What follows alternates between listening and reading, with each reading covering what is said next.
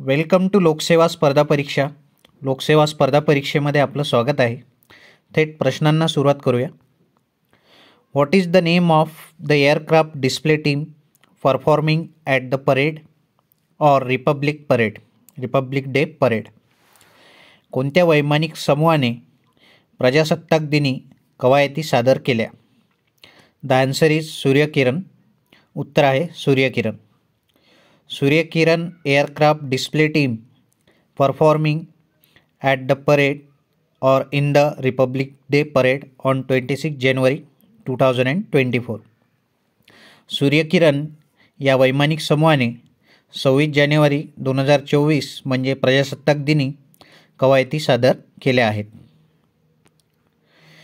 When did the first foreign military contingent French army soldiers take part in the Republic Day parade? French पायदळ सैन्य प्रजासत्ताक दिनी परदेशी लष्करी सैन्य म्हणून पहिल्यांदा केव्हा सामील झाले? उत्तर आहे 2016.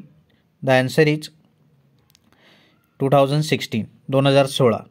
2016 यावर्षी फ्रेंच पायदळ सर्वप्रथम लष्करी सैन्य म्हणून भारताच्या प्रजासत्ताक दिनी सामील झाले होते. French army soldiers took part in the Republic Day on 26 January 2060 for the first time as a foreign military contingent. For the first time ever, the French Air and Space Force joined the Fly Past over Kartavya Path, formerly known as Rajpath, with 2 French Rafales and 1 A330 MRTT. France is the first foreign country to join the Fly Past. Similarly, the French regiment was the first one to have marching contingent at the parade in 2016. म्हणजे French लष्करी सैन्य जे आहे, पायदळ जे आहे, ते सर्वप्रथम भारताच्या 2016मध्ये जो प्रजासत्ताक दिन झाला होता भारताचा, त्या 2016च्या प्रजासत्ताक दिनी सर्वप्रथम फ्रेंच पायदळ हे लष्करी सैन्य सर्वप्रथम सामील झाले होते परेडमध्ये. त्यानंतर यावर्षी म्हणजे 2024ला फ्रेंच एअरफोर्स आणि स्पेस फोर्स ह्या 2 टीम ज्या आहेत ह्या 2024च्या प्रजासत्ताक दिनी परेडमध्ये सामील झाल्या होत्या. यामध्ये फ्रेंचचे राफेल विमान आणि एक A330 MRTT हे विमान यांनी कवायती सादर केल्या. The Asanur pipeline terminal recently commission by Indian Oil Corporation is located in which state? Indian Oil कॉर्पोरेशनने अस्नूर पाईपलाईन टर्मिनल कोणत्या राज्यात कार्यान्वित केला आहे? The answer is Tamil Nadu. उत्तर आहे Tamil Nadu. Indian Oil Corporation Limited (IOCL) has commissioned the Asnur Pipeline Terminal in Tamil Nadu to cater to the growing energy demand in the state. Built at a cost of rupees 456 crore, it will serve 8 districts in Tamil Nadu and Puducherry by transporting petroleum products through a pipeline network. हा जो अस्नूर pipeline terminal आहे, हा अस्नूर pipeline terminal तामिळनाडूमध्ये कार्यान्वित केला आहे आणि हा जो प्रकल्प आहे, हा जो टर्मिनल आहे, याला 456 करोड एवढा खर्च याला लागला आहे आणि तो तामिळनाडूच्या 8 जिल्ह्यांना आणि पुदुचेरीला देखील पेट्रोलियम प्रोडक्ट्स ट्रान्सपोर्ट करणार आहे. What is the historical name of Ayodhya? Ayodhya शहराचे ऐतिहासिक नाव काय आहे? The answer is Saket. उत्तर आहे साकेत. अयोध्याचे ऐतिहासिक नाव साकेत असे आहे. Historical name of Ayodhya is Saket. Historically Ayodhya was known as Saket which was an important city during 6th century and also before 6th century before Christian era BCE. in a civilized India. Indeed, during the Buddha's time, Saket was ruled by Prasenadi, whose capital was Saraswati. अयोध्येचे ऐतिहासिक नाव हे साकेत असं आहे. गौतम बुद्धांचा जो काळ आहे तेव्हा अयोध्या हे साकेत नावाने ओळखले जायचे. तेव्हा साकेतवर प्रसेनादी नावाचा रूलर म्हणजे राजा होता जो साकेतवर राज्य करायचा. आणि या प्रसेनादीचं जे राजधानी शहर होतं या राज्याचं ते सरस्वती होतं. प्रसेनादी जो राजा होता त्या काळात त्याचं राजधानी शहर सरस्वती होतं. माफ करा, सारवस्ती होतं. पुढचा प्रश्न आहे 84वी अखिल भारतीय पीठासीन अधिकारी परिषद कोणते राज्य आयोजित करत आहे? Which state is hosting 84th All India Presiding Officers conference? The answer is Maharashtra. उत्तर आहे महाराष्ट्र. लोकसभा अध्यक्ष ओम बिर्ला यांच्या मार्गदर्शनाखाली 84वी अखिल भारतीय पीठासीन अधिकारी परिषद व भारतातील राज्य विधिमंडळ सचिवालयांच्या सचिवांची 60वी परिषद विद्याभवन मुंबई येथे 27, 28 आणि 29 जानेवारी 2024 रोजी आयोजित करण्यात आली आहे. ही जी 84वी अखिल भारतीय पीठासीन अधिकारी परिषद आहे म्हणजे 84th All India Presiding Officers Conference ही 27, 28 आणि 29 जानेवारी रोजी विधान भवन मुंबई येथे आयोजित करण्यात आली आहे. या परिषदेबरोबरच 60वी राज्य विधिमंडळ सचिवालयांची परिषद ही सुद्धा आयोजित करण्यात आली आहे. 60वी राज्य विधिमंडळ सचिवालयांची म्हणजे सचिवांची परिषद ही सुद्धा आयोजित करण्यात आली आहे. महाराष्ट्रामध्ये याआधी 2003 साली ही परिषद मुंबईत घेण्यात आली होती. त्यानंतर तब्बल 21 वर्षांनी महाराष्ट्राला ही परिषद आयोजित करण्याचा बहुमान मिळाला आहे. या परिषदेसाठी भारतातील सर्व विधानसभांचे अध्यक्ष, उपाध्यक्ष तसेच काही राज्यांमधील विधान परिषदांचे सभापती व उपसभापती यांच्यासोबत सर्व विधिमंडळ सचिवांना निमंत्रित करण्यात आले आहे. या परिषदेत संसदीय लोकशाही आणि विधिमंडळ कामकाजाशी निगडीत विविध मुद्द्यांवर विचारमंथन होईल. Which city state is hosting 6th Khelo India youth games 2024? कोणते शहर, राज्य खेलो इंडिया युवा गेम्स 2024चे यजमान आहे?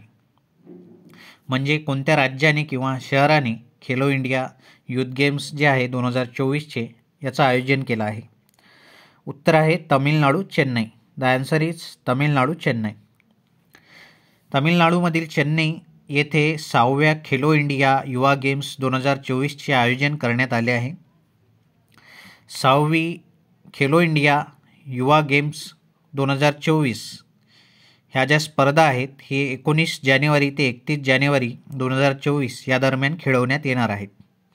The Khelo India youth games 2024 are all set to start from January 19 to January 31, 2024.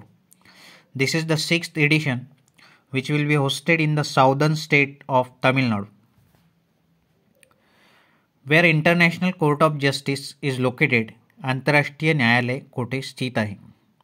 हा आपण प्रश्न इथे घेण्याचे कारण की सध्या इंटरनॅशनल कोर्ट ऑफ जस्टिस म्हणजे आंतरराष्ट्रीय न्यायालयाने इस्रायलला इस्रायलने जो गाझापट्टीमध्ये जो मारा केला होता त्याविरुद्ध आंतरराष्ट्रीय न्यायालयात दाद मागण्यात आली होती आणि तो निकाल आंतरराष्ट्रीय न्यायालयाने अलीकडेच दिला आहे. त्यामुळे हा प्रश्न आपण इथे घेतला आहे. Where international court of justice is located? आंतरराष्ट्रीय न्यायालय कोठे स्थित आहे? The answer is Hague city, Netherlands. उत्तर आहे हेग शहर, नेदरलँड येथे. The international court of justice ICJ is the principal judicial organ of the United Nations. It was established in June 1945. by the Charter of the United Nations and began work in April 1946. आंतरराष्ट्रीय न्यायालयाची स्थापना हे संयुक्त राष्ट्राच्या एका सनदेने झाली. जून 1945मध्ये ही सनद संयुक्त राष्ट्राने जाहीर केली होती आणि या सनदेनुसार जे आंतरराष्ट्रीय न्यायालय आहे त्याने आपले काम एप्रिल 1946मध्ये चालू केले. आंतरराष्ट्रीय न्यायालयाची स्थापना जून 1945मध्ये झाली आणि आंतरराष्ट्रीय न्यायालयाचे काम एप्रिल 1946मध्ये चालू झाले. The seat of the court is at the Peace Palace in the Hague, Netherlands. Of the 6 principal organs of the United Nations, it is the only one not located in New York, United State of America. जी आंतरराष्ट्रीय न्यायालय आहे हे संयुक्त राष्ट्रांच्या 6 घटकांपैकी किंवा 6 अंगांपैकी एक घटक किंवा एक अंग आहे. इतर 5 जे घटक आहेत त्यांचे मुख्यालय हे न्यूयॉर्कमध्ये अमेरिकेत आहेत. केवळ आंतरराष्ट्रीय न्यायालय हा संयुक्त राष्ट्रांचा असा एक घटक किंवा अंग आहे ज्याचे मुख्यालय न्यूयॉर्कच्या बाहेर आहे आणि ते कुठे आहे? Hague city, Netherlands. The court's role is to settle in accordance the international law legal disputes submitted to it by states and to give advisory opinions on legal questions referred to it by authorized United Nations organs and specialized agencies. तर या न्यायालयाचे काम काय आहे? तर आंतरराष्ट्रीय कायद्यांनुसार जे legal disputes आहे ते सोडवणे आणि वेगवेगळ्या ज्या 2 राष्ट्रांमध्ये हे डिस्प्यूट्स म्हणजे तणाव निर्माण झालेले आहेत ते तणाव दूर करण्याचं काम, त्यांना सल्ला देण्याचं काम या आंतरराष्ट्रीय न्यायालयाचं आहे. त्याशिवाय संयुक्त राष्ट्राने किंवा काही खास ज्या आंतरराष्ट्रीय संस्था आहेत त्यांनी जर आंतरराष्ट्रीय न्यायालयाकडे अशी मागणी केली की त्यांना कुठल्या प्रकारचा कायदेशीर सल्ला हवा आहे तर तो सल्लासुद्धा आंतरराष्ट्रीय न्यायालय त्यांना देऊ शकतं. The court is composed of 15 जजेस who are elected for terms of office of 9 years by the United Nations General Assembly and the Security Council. It is assisted by a registry, its administrative organ. Its official languages are English and French. जे आंतरराष्ट्रीय न्यायालय आहे त्यामध्ये 15 न्यायाधीश असतात जे संयुक्त राष्ट्राच्या आमसभेद्वारे आणि संयुक्त राष्ट्राच्या संरक्षण परिषदेद्वारे म्हणजे सिक्युरिटी काउन्सिलद्वारे निवडल्या जातात. हे जे न्यायाधीश निवडल्या जातात यांचा जो कार्यकाळ असतो न्यायाधीशांचा तो 9 वर्षाचा असतो आणि जी भाषा आहे आंतरराष्ट्रीय न्यायालयाची ती इंग्लिश आणि फ्रेंच आहे. आपण यापूर्वी इस्रायलचा उल्लेख केला होता. इस्रायलचा मॅप आपण इथे बघू शकतो. इस्रायलच्या उत्तरेला लेबनॉन नावाचा देश आहे. इस्रायलच्या ईशान्येला म्हणजे नॉर्थ ईस्टला सिरिया आहे. इस्रायलच्या पूर्वेला जॉर्डन आहे. तसंच इस्रायलच्या पूर्वेला डेड सी म्हणजे मृत समुद्र आहे. त्यानंतर इस्रायलच्या दक्षिणेला गल्फ ऑफ अकाबा म्हणजे अकाबाचे आखात आहे. इस्रायलच्या दक्षिणेला इजिप्तसुद्धा आहे आणि इस्रायलच्या पश्चिमेला मेडिटेरियन सी म्हणजे भूमध्य समुद्र आहे. आजच्या व्हिडिओमधून तुम्हाला प्रश्न आहे, what is the currency of Israel and what is the capital of Israel. इस्रायलचे चलन काय आहे आणि इस्रायलची राजधानी कोणती आहे. Thank you very much. धन्यवाद.